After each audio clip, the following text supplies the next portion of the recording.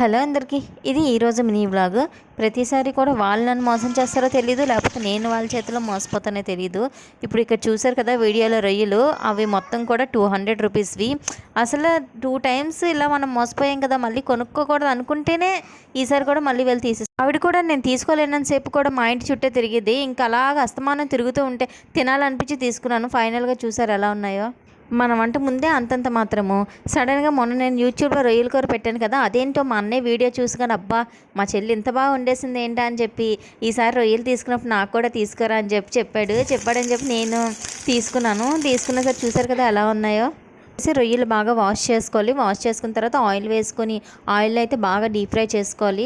Deep fry అయిన తర్వాత రొయ్యలు తీసేసి అందులోనే సరిపడినంత ఆనియన్స్, పచ్చిమిర్చి, ఇంకా టమాటో కూడా వేసుకొని బాగా దగ్గరికి మగ్గనివ్వాలి. అందులోనే అల్లం వెల్లుల్లి పేస్ట్ వేసుకొని సరిపడినంత ఉప్పు, కారం వేసుకుంటే కొత్తిమీర ఉంటే కొత్తిమీర వేసుకుంటే ఇంకా టేస్ట్గా అనిపిస్తుంది. కొంచెం వాటర్ వేసుకుని సరిపోద్ది. ఆల్రెడీ ఫ్రై అయ్యే ఉన్నాయి కదా. ఇంకా ఈ కర్రీ తింటుంటే నాకు రొయ్యల కూర తిన్నట్టు అనిపించలేదు, మిల్ మేకర్ కూర తిన్నట్టు అనిపించింది. నెక్స్ట్ సారి వీళ్ళ దగ్గర కొనుక్కొని మోసపోకూడదు.